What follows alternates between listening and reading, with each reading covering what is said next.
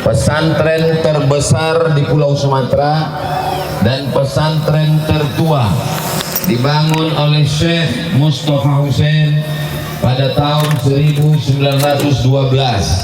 110 tahun yang lalu. Berarti siapa saja yang ikut membangun pesantren itu sampai hari ini sudah 110 tahun mengalir pahalanya untuk mereka. Siapa orang Mandailing Natal yang paling rugi di dunia? Orang yang ketika itu hidup tahun 1912, orang kaya di Panyabungan, raja-raja di Mandailing Natal, orang yang luas kebunnya, banyak duitnya, tapi tidak berkontribusi, sehingga selama 110 tahun ini dia tak dapat apa-apa. Jadi kedatangan saya kemari bukan saya menceramahi Bapak Ibu, tapi abang kelas saya, guru kita semua, Ustadz Wahidin LC, ingin supaya saya dapat amal jariah mengalir sampai hari kiamat. Beliau tahu saya ini adik kelas beliau akan berangkat menuju kemana kita mau Iqbal? Pargarutan. Jadi disinggahkan oleh Ustadz Wahidin supaya saya dapat amal jariah sampai hari kiamat, walaupun yang saya letakkan hanya satu batu saja. Kan sudah saya sampaikan di ceramah saya, tolong jangan ajak saya meletakkan batu pertama, karena banyak batu pertama saya letakkan tak bertambah-tambah batunya. Tapi kenapa di pesantren Al-Furqan ini saya mau?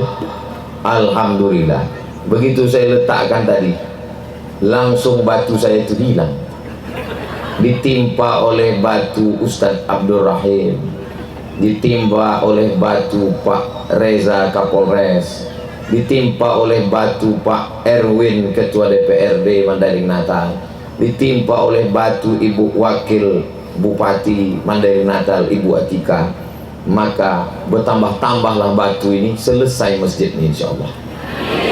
Inilah orang yang paling beruntung. Saya mau setelah selesai acara ini berbondong-bondong, berduyun-duyunlah orang menelpon Ustadz Wahidin, bertanya berapa batu lagi yang perlu, berapa sak semen, berapa batu bata, berapa kosen pintu, berapa, semuanya mereka tanyakan.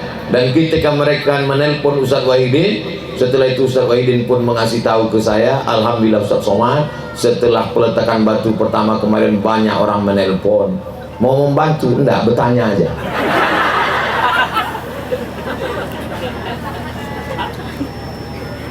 Seandainya dulu orang Mandailing Natal, Panyabungan, Tapanuli Tengah waktu itu sebelum Mekar menjadi Mandailing Natal tidak menolong pesantren purba, apakah pesantren purba itu mati? Tetap hidup. Allah akan menolong. Yang menolong mati, yang tak menolong pun mati. Apa bedanya? Yang menolong mati karena sudah 110 tahun. Semua yang hidup di zaman Syekh Mustafa Hussein membangun pesantren itu tak ada lagi wujudnya di atas dunia, meninggal dunia. Yang kaya mati, yang miskin lebih cepat. Bedanya apa? Yang kaya-kaya, yang raja-raja, yang hebat-hebat di zaman itu ikut dia menolong pesantren itu tegak berdiri dan dapat amal jariahnya. Yang kaya, yang raja-raja, yang sultan-sultan yang tak ikut menolong mati juga dan tak mendapat pahalanya. Bapak Ibu, saya tak ada mengajak. Yang mau tolong silakan tolong, mati mengalir. Yang tak mau tolong tak apa-apa, mati tak mengalir. Mau dapat mengalir apa tak mengalir? Tolong. Anda mau menolong, tidak bawa duit, transfer ke nomor bank muamalah 233001234. Jangan sampai malaikat maut datang. Anda perlu bank BRI karena kesulitan di desa-desa, transfer ke nomor 0627 0100786525. Hubungi nomor kontak berikut ini. Tolong nanti endorse-nya dipotong 1 menit, saya masukkan ke Instagram yang followernya hampir 7 juta itu. Maksudnya yang belum follow lah kan. Insya Allah di sini akan dibangun Masjid Al-Furqan. Tadi kata Ibu Wakil Bupati, apanya titel Ustadz Somad? Desa itu kan kampung. LC itu singkatan dari licence, bahasa Inggrisnya license, bahasa Perancisnya liaison, bahasa Indonesianya ijazah dari bahasa Arab. Ajaza yujizu ijazah. Haji Wahidin LC, orang ini sudah dikasih ijazah oleh Al-Azhar Kairo untuk mengajarkan agama Islam. 1 Wahidin, 2 Isnaini.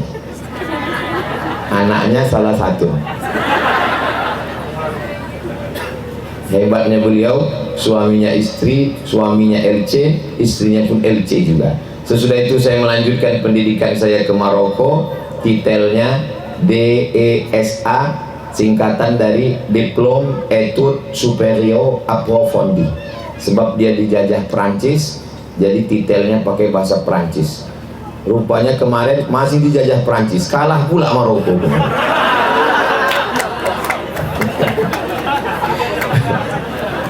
Sedangkan PhD, Doctor of Philosophy dari University Islamic University Omdurman.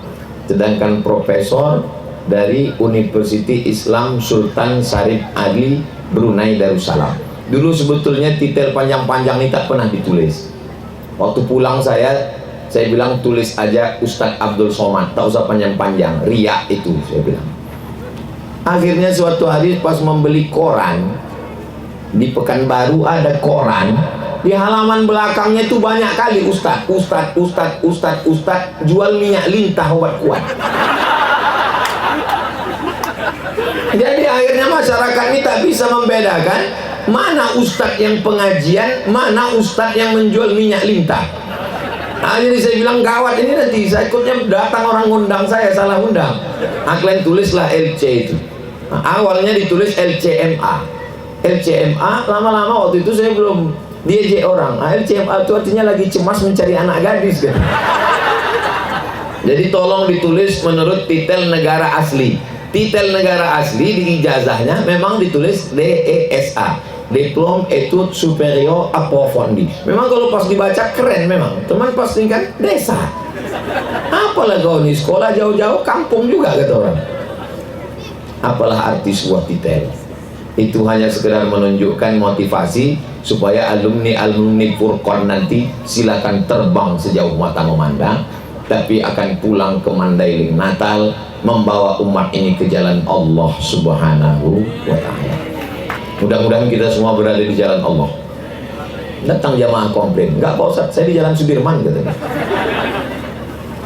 Apa yang disampaikan Ibu Wakil Bupati Mandailing Natal tadi mengajarkan kita tentang metode mendidik anak. Kalau oma-oma zaman dulu dibangunkannya anaknya, bangun, subuh. Tapi zaman ibu beliau beda, cukup dihidupkannya TV, dihidupkannya YouTube, ustadz yang membangunkan. Dengan canggihnya teknologi, orang bukan makin jauh dari Allah, malah bisa menggunakan itu untuk beribadah. Tergantung orang yang punya handphone. Handphonenya sudah cerdas. Nama handphone yang cerdas itu smartphone. Yang bodoh itu yang punya handphone. Handphonenya udah cerdas. Handphone itu bisa ceramah, handphone itu bisa mengaji. Dan uniknya lagi handphone itu, setiap waktu sholat azan dia. Yang punya handphone tak pernah ke masjid. Jadi mengkombinasikan antara kemodernan dengan agama, bahwa agama tidak menolak kemodernan, kemodernan tidak anti dengan agama.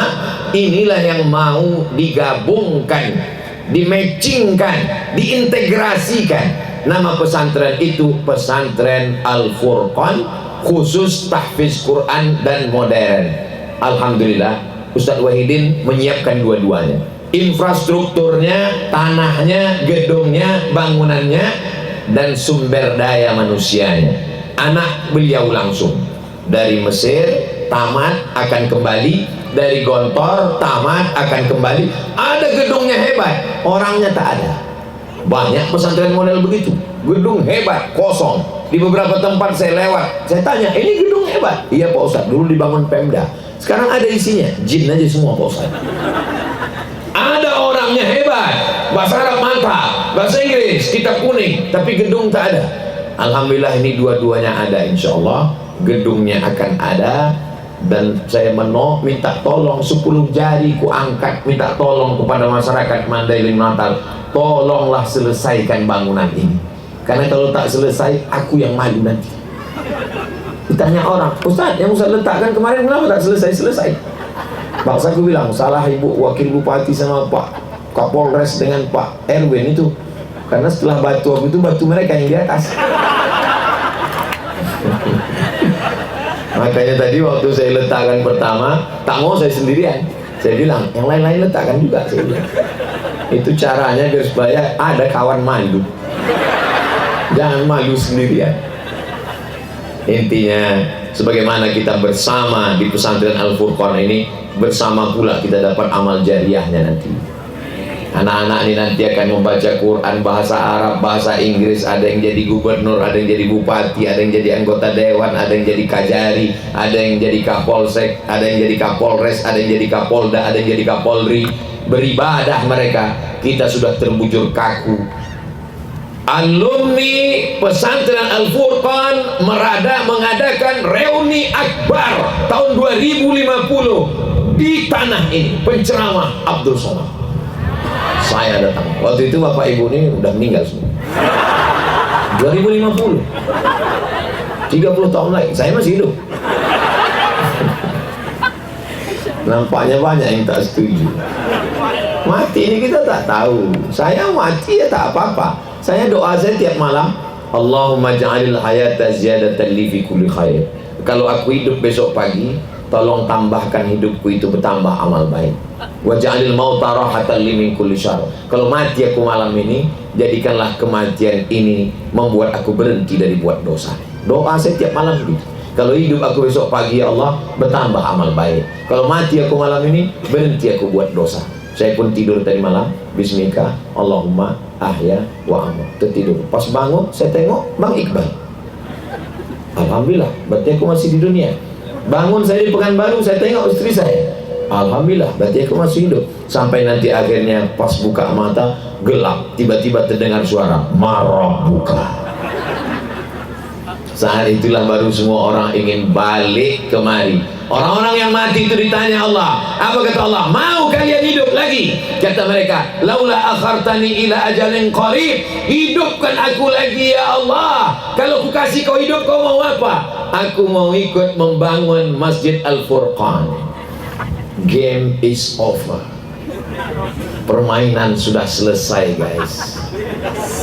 Rumah yang besar tinggal, mobil-mobil yang mewah tinggal, akan dibawa ke kantor Samsat. Nama di STNK BPKB diganti nama orang.